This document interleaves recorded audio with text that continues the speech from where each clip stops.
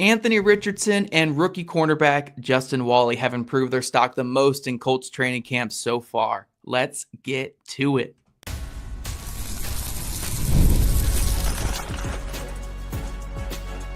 You are Locked On Colts, your daily Indianapolis Colts podcast. Part of the Locked On Podcast Network, your team every day. Thank you all for tuning in and making us your first listen of the day. This is your daily podcast covering your Indianapolis Colts, part of the Locked On Podcast Network, your team every day. Hello, everyone. My name is Zach Hicksher, resident film nerd of horseshoehuddle.com, and my partner, Jake Arthur, is our credentialed boots on the ground for the site. He's not boots on the ground today because there was no training camp practice, but we're going to take this moment, this little break in the action, to talk about the winners, the losers, and under the radar players that have performed thus far in camp. Before we get it kicked off, though, Jake, we do want to remind everyone to stick here until the end of the show. We have a special announcement coming your way for Locked On Colts listeners and everydayers. Really fun thing happening. We're going to announce that at the end of the show. But to get back to today's topic, just so we can give you guys the meat and potatoes of this thing, let's talk about the winners of training camp thus far, Jake. And I think we have to start with quarterback Anthony Richardson. And it's not that he has vastly outperformed Daniel Jones. Like, I think we could say at this point that he's probably the clubhouse leader when it comes to the quarterback competition, just because he's slightly been better than Daniel Jones. But just the fact that he was rolling into training camp, coming off a pretty rough season last year, by all accounts, a pretty rough season, a rough end to the season with that back injury popping up, holding him out the last couple games. Then we get into minicamp and he misses time with yet another injury. The stock was as low as it's ever going to be for Anthony Richardson coming into camp. And we've seen the last 2 days with pads on, he's had two very solid performances out there, arguably his best as a Colt 2 days ago, a really good camp day there. So it seems like Anthony Richardson's trending in the right direction. It looks like some of his offseason mechanical work is carrying over to the practice field. And overall, he's been pretty solid throughout training camp. And the fact that he's been able to keep this fairly even with Daniel Jones, if not kind of pulling ahead, means that he has to be considered a big winner at this point in training camp. Absolutely. And again, I think the biggest part of it is the fact that that stock was so low. Trust me, we've talked before about how every day for Horseshoe Huddle, I scour the internet for what people are saying about the Colts. And at least 80% of the vibes about Anthony Richardson out there were negative. Give up on this dude. He's always going to be hurt. He's going to suck going into camp. Start Daniel Jones. It was almost all negative on Anthony Richardson.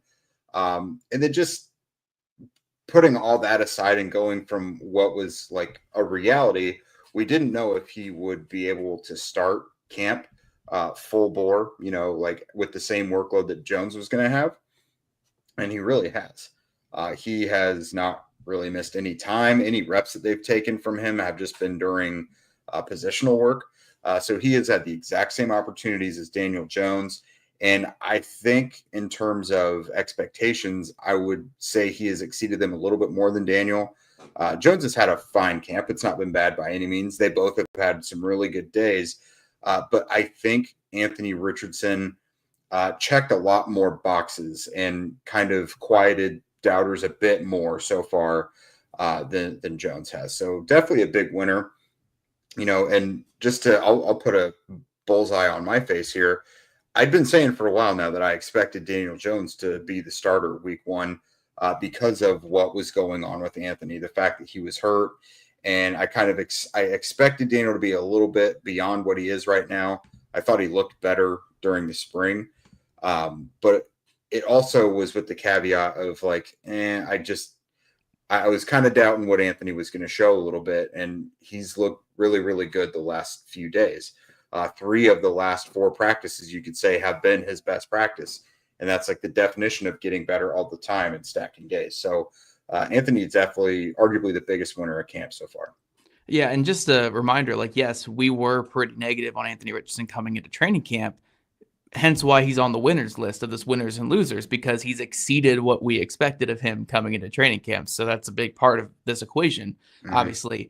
The next part of this is the rookie class. Obviously, there's always so much excitement when it comes into rookies entering your team across the league. But for the Colts, I mean, so many of the winners you have here, Jake, are these rookies that have come in. I'm sure some of it is part of just the fact that you've never seen these guys before, so they're the fresh, shiny new toy. But Justin Wally, it appears, is making an impact on this entire coaching staff, on everyone who is attending these practices. Tyler Warren's been stepping up. DJ Giddens is breaking off multiple long runs every practice and looking like the surefire number 2 running back. So, Jake, this rookie class is looking great in camp, huh? Absolutely. So with Tyler Warren, it didn't, I don't even, it was hard to even classify him a winner because he just came in and did exactly what you'd expect from him so far. He was widely considered the top tight end, if, tight end 1A, tight end 1B with Colston Loveland, whatever. He just kind of had to come in and just look the part, and he has absolutely. He's been able to take in a lot of exotic things that the coaches want to throw at him. So he gets a big check mark. He's looked very good in camp so far. He's getting those short things. He's starting to do the things where he's stretching the field, up the seam, over the middle, the corner routes. Like, he's doing a lot of really good things. So Warren, that one was going to always be obvious. But Justin Wally, getting back to your point there, he has been a winner basically since they drafted him. Even on draft night, I heard from people in the building where, again, I was skeptical of it. I was like, I like that Tuamaloa pick. And they were like, yeah, the Wally pick was really good too, though. Every opportunity someone from the building has had to pump the guy up, they've done it. When training camp started, so he was getting first team reps like all throughout every practice, but the big plays weren't quite there yet. They were during the spring. They told us that he was making plays every single day in practice. But as of the last couple practices, those bigger plays are starting to come. You're seeing pass breakups. You're seeing a guy who's, I think, feeling a lot more comfortable and fighting for the ball more now. And then the fact that, Jalen Jones got hurt with a hamstring injury. Juju Brents got hurt with a hamstring injury. He was in a battle with those two guys to be the other starting corner opposite Charvarius Ward. I mean, it's kind of the grim reality in the NFL that sometimes injuries do play a role in who gets to be the starter. And if they were already pouring so many reps and resources into Wally, well, now those other guys don't get a chance to really catch up. So I think he firmly is in the driver's seat of that other starting outside corner spot with Charvarius Ward and Kenny Moore now. Yeah, no, absolutely. And we had another comment here actually asking about another player that you had on your winners list who is from this rookie class as well. Mm-hmm. The comment says, I haven't heard any updates on our rookie second round pick. How is he performing? Jake, you have JT Tuamaloa on one of your winners lists. I know it's only been 2 days of padded practice, but what have you seen from him to put him on the winners list? Yeah, so he's made a few big plays so far, and part of it is the fact that it's not like any defensive lineman really is popping all that much. And he's coming in and having to replace the guy who played the most snaps on the entire defensive line last year in Dayo Adengbo. He made a really heads-up play yesterday where he had a pass breakup where he wasn't going to get there for the sack against Jason Bean. So he saw him rearing back to pass, leaped up and got the pass breakup. Had a really good pressure earlier in the practice. I think he's looked pretty decent in the one-on-ones. And then the other day I credited him with a sack as well. And I haven't given out very many, like, what I feel are like definite would-be sacks, partly because all of these quarterbacks are able to escape the pocket. But I think Tuamaloa has looked about as decent as just about anybody else on the defensive line, especially in that defensive end race. I don't think Tyquan Lewis has outperformed him. I don't think Samson Ebicom has outperformed him. So a guy who has got a lot of guys to battle for snaps, I think he has done a really nice job of still making plays. So he's not a guy whose name has popped off a ton, but I have noticed, when quarterbacks are getting chased out of the pocket, he's been the guy to be right on their tail a couple times. That's good. His hustle was always a big part of his college game. You get the hustle, but you get the elite run defending, you get the long arms, the ability to finish sacks. I think he's going to be a good player. It might take a few minutes for him to get there, but I think he's going to be a good player for the Colts. And then real quick, Jake, we're almost out of time in our first segment, but I did want to get to your boy here. A second-year wide receiver for the Colts is having a fantastic camp, and it's not Adonai Mitchell. It's Anthony Gould. I've seen praised, dished out to Anthony Gould from multiple beat guys. You have been singing his praises here on this show the last couple of days. What have you seen from Anthony Gould, and do you think he can kind of turn the corner as an offensive player more than just being a special teams player. Yeah, it's tough because it's hard to see where he gets reps in this offense once the specialty or once the regular season starts. Just because if you're trying to shove a receiver into the lineup, it's probably A.D. Mitchell at this point. But last year, he just looked like a deep threat, and he did it really well. But now he looks like a slot receiver as well, and which is what they drafted him to fill that role offensively, because Josh Downs missed a little bit of time. But he is winning some things vertically. He beat Cam Bynum twice the other day in one-on-ones. One of them was like a 30-yard touchdown. And the other one was just a simple 5-yard slant where he got a million miles of separation on it. So it's not just vertical with him anymore. He's winning short and intermediate as well. And his route tree is really expanded. And Michael Pittman Jr. said the other day, we're able to throw a lot more at him now. And he's taken it on pretty well. Awesome. Yeah, it's good to hear with Anthony Gould. I thought his college film was fantastic. He was really held back by his quarterback play in college. So I always thought there was a little bit more in the tank for him. So it's great to hear him expanding that route tree. And I hope this year he's the true backup to the slot. Like, I like A.D. Mitchell. I don't think he fits well as the slot. So I hope this year, if Downs were to miss any time, or if there's, just a rotation happening there at times, like get Anthony Gould out there instead of A.D. Mitchell in the slot. I think Gould can give you a little bit more in that role. But coming up, guys, we're going to talk about some of the losers or the guys who are just not hitting expectations so far in training camp. We're not even halfway through this thing, so these guys have the time to bounce back. But so far, who are the guys who haven't helped themselves in camp thus far? This episode is presented by Yahoo Fantasy. Fantasy football is back, so fire up the group chat, get your draft board ready, and buckle up for a season filled with breakouts, busts, and all of the overreactions that we all live for week to week. It's all going down on Yahoo Fantasy. This year, Zach and I, as always, will be in a Yahoo Fantasy League. Maybe we open up a little bit of a Locked On Colts Fantasy League if there's interest. I don't know. But most of us have at least one fantasy league that we've been in for years. For me, I've had 3 Yahoo leagues that I've been in for at least a decade. I love it. I love the interface on Yahoo. I think the waiver wire compared to other sites is probably my favorite thing. Very, very user-friendly. But to celebrate 28 years of fantasy greatness, Yahoo Fantasy is dropping 28 big new features over 28 days, giving you more ways to play, more ways to draft, and more ways to win. It all begins August 4th. So stay tuned to get started by creating or joining a Yahoo Fantasy Football League at yahoofantasy.com/LockedOnNFL. That's yahoofantasy.com/LockedOnNFL. And let's make this fantasy season the best one yet. Welcome back, Locked On Colts everydayers. We are talking the big winners and losers, stock up, stock down from this first full week of Colts training camp. And, I hate to kind of flag some guys for injuries, but the reality of it is sometimes that knocks you down a peg, especially if you have kind of that big scarlet letter of, I for injury or injury prone listed on your resume. And unfortunately for Juju Brents, he missed yesterday's practice with a hamstring injury. Don't know how long he'll be out. It may just be, a day or two. But oftentimes hamstring injuries can run the gamut. You could be out a day, you could be out weeks. Now, we didn't get any clarification yet on what to really expect with that.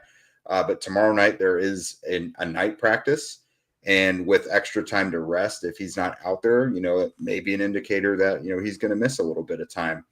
But I would say Juju Brents, getting the opportunity to earn that starting role back against a rookie in Justin Wally. And even against Jalen Jones, getting the opportunity to dethrone that guy who's been there for 2 years. Jalen Jones goes down, but Brents, he can't come in and make up the ground just yet because he himself was hurt. So you hate to see it for Brents. I thought he was starting to have a decent training camp as well. The last couple days leading into that practice he missed yesterday, he had started to rack up some PBUs. So hopefully he can get back, but right now this is not a great sign. Yeah, and the more concerning thing here, too, is because you mentioned the hamstring. If we go back to his rookie season, he missed the start of his rookie season with a hamstring injury and then missed the final couple games of that year when that hamstring injury re-aggravated. So we don't have the exact info from the Colts coaching staff right now on which hamstring has been affected this time. But when I hear hamstring with Juju Brents, I'm like, okay, man, this is a third hamstring injury in his couple years in the NFL. So it's very concerning for a player who's missed as much time as him. I mean, you look at his injury history in the NFL, and it looks like a guy of 10 plus years that's been in the league. It's really piling up already at this point. And this is, again, his third straight training camp where he suffered some sort of injury in training camp. It was his hamstring his rookie season. Last year, he broke his nose and bruised his eye, I believe. Yep. And then this year, it's the hamstring again. So he's just missed so much time. And we talk about this. Yeah, the quad. Yeah, we talk about this with Anthony Richardson a lot. We talk about this with Jelani Woods a lot. But Juju Brents is right there in that same conversation where it's like every time he gets some positive momentum, like his own body just gets in the way and it brings it down.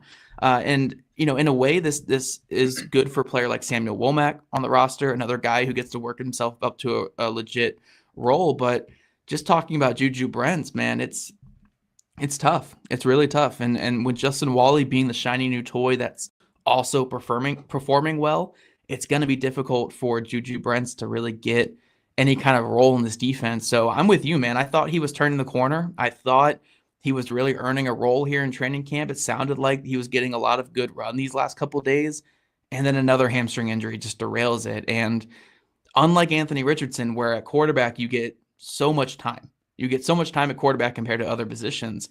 At corner, man, if Justin Wally's showing out more and Juju's dealing with injuries again, they're going to easily just turn to Justin Wally in that case. Or Jalen Jones if his injury is not too long, or Samuel Womack, who had some pretty good moments last year. So, yeah, it's tough for Juju, man. It's really tough, but at some point, man, you just got to stay on the football field.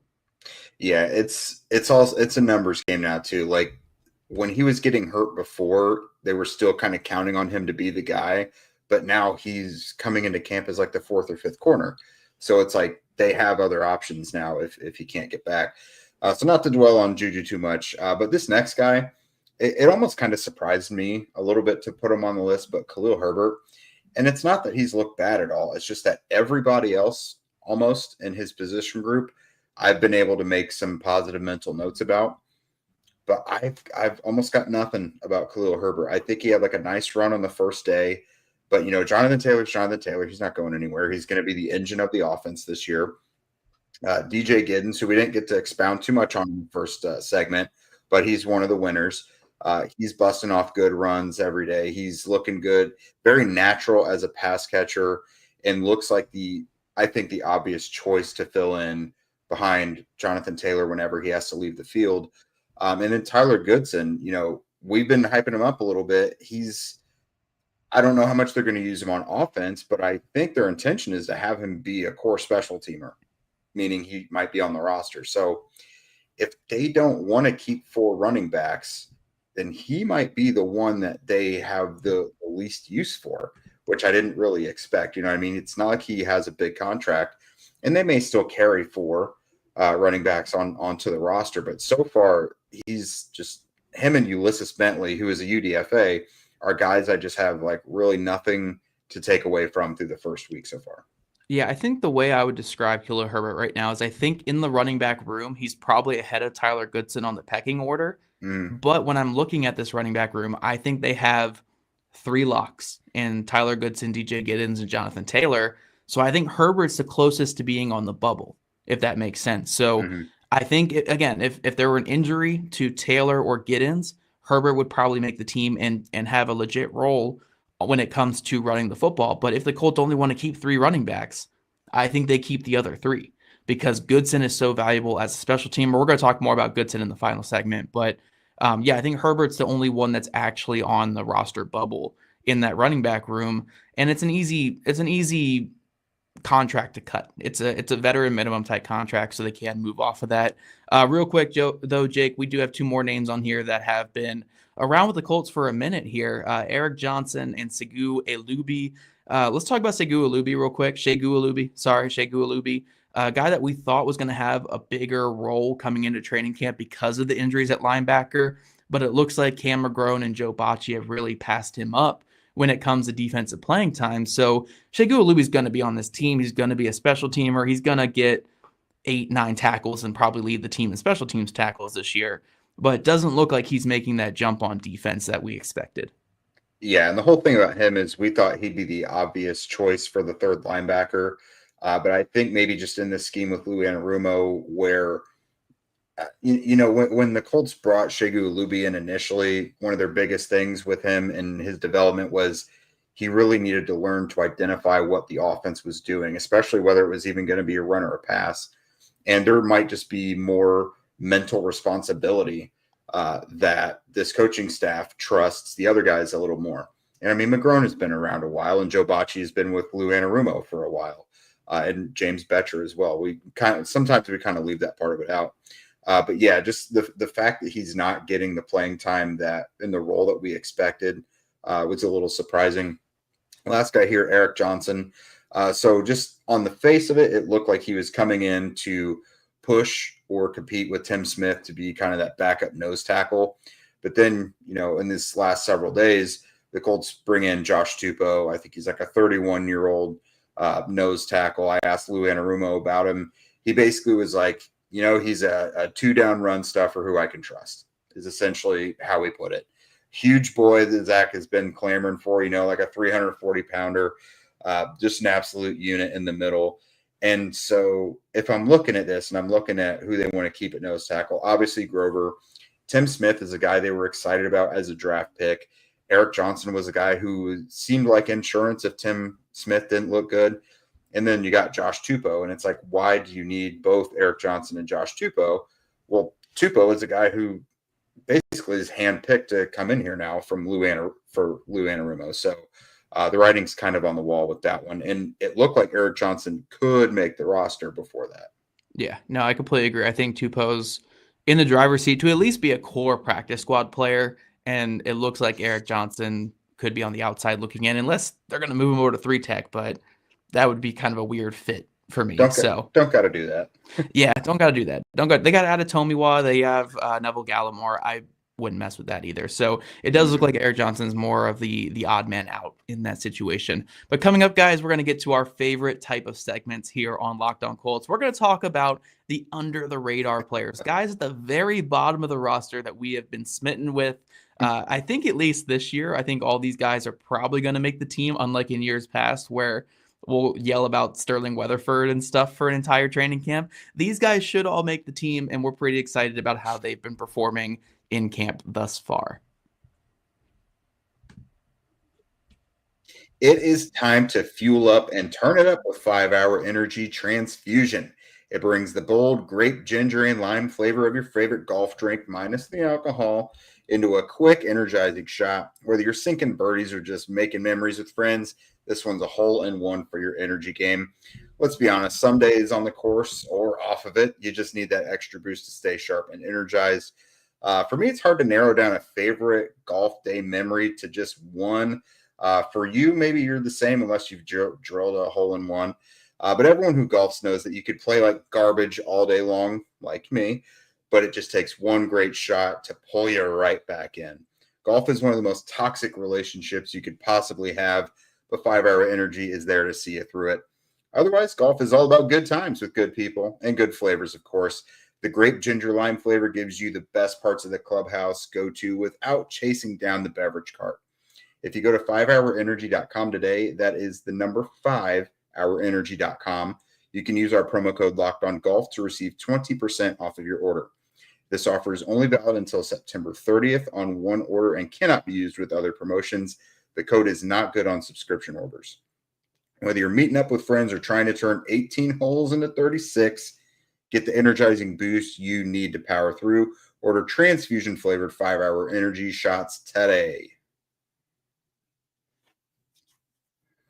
All right, we're going under the radar, Zach. These guys were ones who a lot of them maybe didn't make, 53-man roster projections that you did before training camp or, during the spring. But I think we feel pretty good about a lot of these guys and if there's an avenue for them to get on the roster. So let's go ahead and finish up what we've been saying about Tyler Goodson a little bit.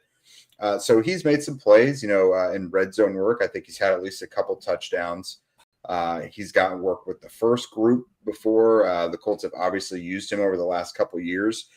I think it's very telling the fact that he had the big fourth down gaff back in 2023, and he's still here. Like, that's a guy they could have just kicked to the curb, but they really liked him. He has really endeared himself to Brian Mason, the special teams coordinator, who Goodson really hadn't played special teams before he got to the Colts, and he's turned into what Mason described as a starting gunner. So the gunner position is obviously very important. It's Goodson and Ashton Dulin as the gunners. Now, they could always replace him if they cut him with someone else they've been given reps to. But for the most part, a guy who's been starting at a keystone position like that on special teams is probably in good shape for the roster. Yeah, I want to give a big shout out to you here, Jake, because the other day you asked Brian Mason specifically about Tyler Goodson and Daniel Scott. And I always appreciate that usage of the special teams coordinator in those media sessions, because that guy's picking the last 10 spots on the roster. Yeah. Those last 5 to 10 spots on the roster are his choice. So it's valuable to get that time with the special teams coordinator to see which of these bottom of the roster guys are going to make it. And I think we really got good insight into why Goodson and Daniel Scott are likely to make this team, just based off of your questions to Brian Mason there. So thank you. I know I had to give you a shout out there. We love our boots on the ground there, but I want to shout you out too, because we found out that he does view Goodson as the starting gunner. That was a huge aspect for me when I read that quote. When he said starting gunner, I was like, okay, cool. You're making the team now, officially making the team. And then Daniel Scott, he brought up the personal protector role, which was where Trevor Denbo was the last couple of years when he made the team, which was where Kylan Granson was when he continually made the team. So those are two very important special teams spots, and it seems like those guys have them locked down. So just off of your little conversation with Brian Mason, we understand now, I think, that Goodson and Scott are probably going to make this team. And I would honestly call both those guys locks at this point.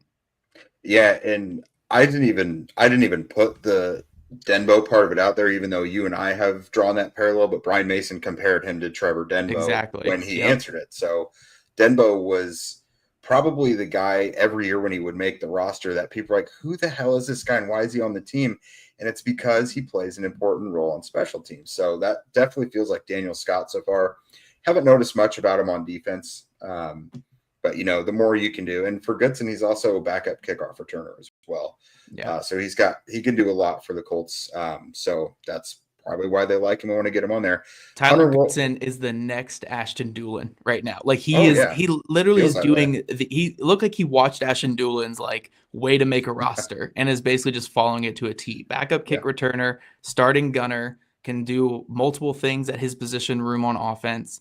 This is how you make a team. All young kids, look at what Tyler Goodson's doing. This is how you go from the biggest gaffe of your life in 2023 to he's about to hit his 4 years in the NFL and he could retire with benefits whenever he wants to. So really good stuff there. But Jacob, you're about to talk about Hunter Wohler and Joe Bocci, probably the two biggest winners at the bottom of the roster in training camp for kind of the same reason, just how they performed on defense. But Hunter Wohler, Joe Bocci, what have you seen from these two guys so far? Yeah, Wohler is, I guarantee he's the type of guy that you hate to face him, but you love if he's on your team, So I think for a 7th round rookie to have the confidence to try and lay dudes out in practice, veterans at that, he's got that confidence. So he's laid a couple big hits in practice. I mentioned on yesterday's show, they do a developmental period where it's all 3rd, 4th string guys or rookies, guys they want to get reps who aren't getting enough reps during the live stuff. And he just looked like you dropped a varsity player onto the freshman team out there. Jason Bean rolled out and threw a pick right to him. And then they were like, okay, you don't need to be out on the field anymore. We know you're that dude. I asked Lou Anarumo, or someone asked Lou Anarumo about him yesterday, and he just got a smirk and kind of started chuckling, which to me is he's got a soft spot for Hunter Wohler, because he didn't even start answering the question yet. And as soon as he heard Hunter Wohler, he was like, that's my guy, basically. And then Joe Bocci, we've talked about him every day. The guy makes plays, especially in the passing game, every day. And he's making them against good players. He's getting pass breakups. I think he's had an interception in camp off of Jones. And I think he had one, I can't remember who it was off of, but he had one back in mini camp or OTAs as well.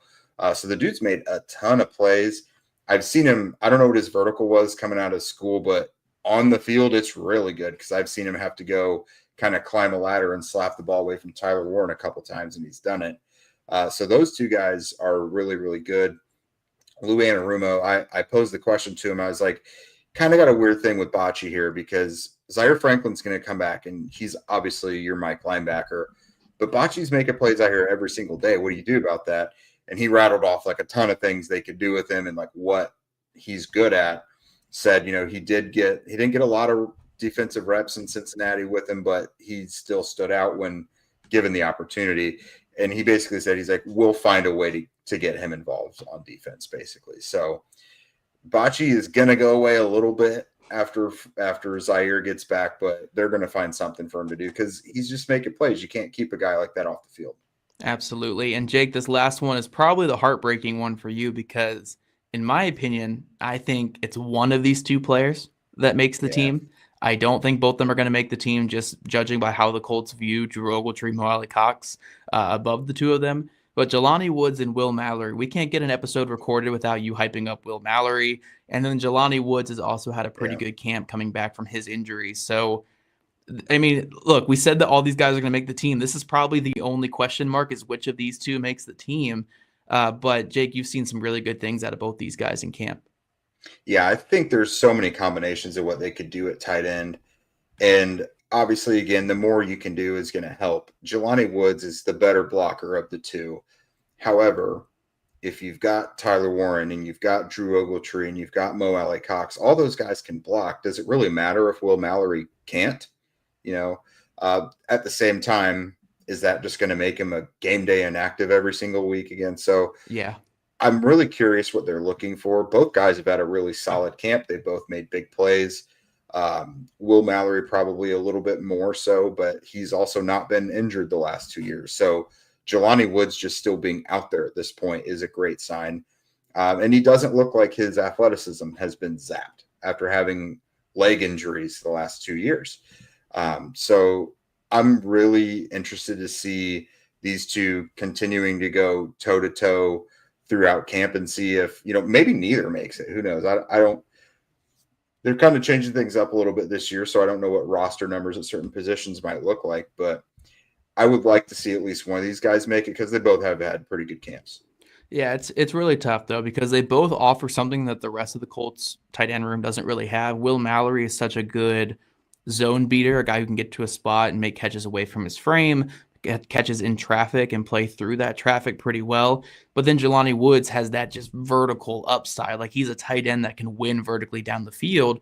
And when we look at Tyler Warren, we have high hopes as a receiving threat, but he's more of your underneath run after catch bulldozer with the ball in his hands type of player. So both those guys kind of complement him fairly well, but it's just going to be a numbers crunch. Like, you can't really justify keeping 5 tight ends this year.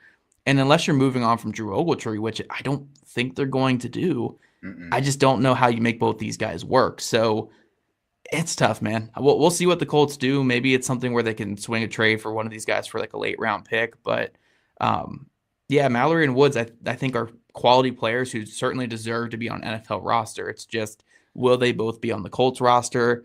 I'm not too sure coming into this season.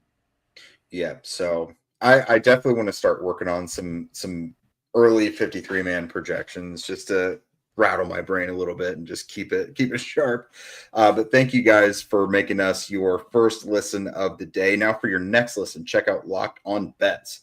Betting experts Lee Sterling and Kevin Rogers have daily MLB locks and can't miss football futures. Find Locked On Bets on YouTube or wherever you listen to podcasts. And we alluded to some special news at the top of the show. So really cool programming note here on our network. So hopefully you like our show because there's about to be more Colts content coming out. There is now going to be the Locked On Colts Squad show. So Zach and I will both be there, but we're going to be joined by one of our favorite guests, Derek Schultz. He is now part of the show. And to round out our 4-man show, former Notre Dame all-time leading rusher, Alan Pinkett. So we've got a good group going on. We're going to be talking twice a week. I think it's going to be about an hour long, Zach. We're going to talk about all the Colts topics that we talk about here and more in kind of a roundtable discussion. Our first show, stay tuned. It's actually going to be tonight at 9 p.m. Eastern. And the best thing about this is you don't have to like go somewhere else and subscribe. It's going to come out on the same feeds as this does. So all you have to do is literally just start listening to more stuff that comes out from this channel. Oh yeah, tune in at 9 p.m. tonight. And Exactly. and it's funny. I put a commenter, Jake Berganti's here on here. We're getting close to that 30-minute mark. Heartbreak with this. It's an hour long, baby. Hour long. Oh yeah. An hour long. So yeah, we're shooting for Wednesday nights and Sundays after games. So for Wednesday nights, we want to get started looking at the next game and get, an injury report under our belt and really start getting the next upcoming opponent working. And then of course we want to wrap up every show for you. So that means for Zach and I, what we're probably going to do is, Zach and I always went post game with you guys. So we're going to do the Locked On Colts squad show Sundays after games. I think Zach and I are going to move our game wrap up. We're going to still do ours, but I think we're going to do it Monday. Which is good because we have a little more context. We're not just giving immediate reactions. We'll be able to hear from more people from the Colts side of it. We'll have watched the game once or twice more in the time that we do the show. So you're going to get even, I would say, better analysis from Zach and I on Mondays, wrapping up the show. And then you're going to get a roundtable instant reaction show with 4 of us. Again, Zach, me, Alan Pinkett, and Derek Schultz. We're going to be doing that again Wednesdays and Sundays. So we hope you guys enjoy it. We are super pumped about it. And with that, obviously, if you don't already, please subscribe here, rate, and review. That definitely helps us get more eyes and ears. We'd like to get the momentum going into the season because give yourselves a pat on the back. You have made this month our best one ever, most prolific month that we have had since Zach and I took over the show. And I'm going to be honest with you, July's normally aren't good. August, September, October are usually our big months. And we haven't even hit those yet. So we are very excited, especially to be adding new programming. So again, thank you guys so much for joining us today. Hopefully you guys stay tuned later tonight and everything we're going to be bringing you.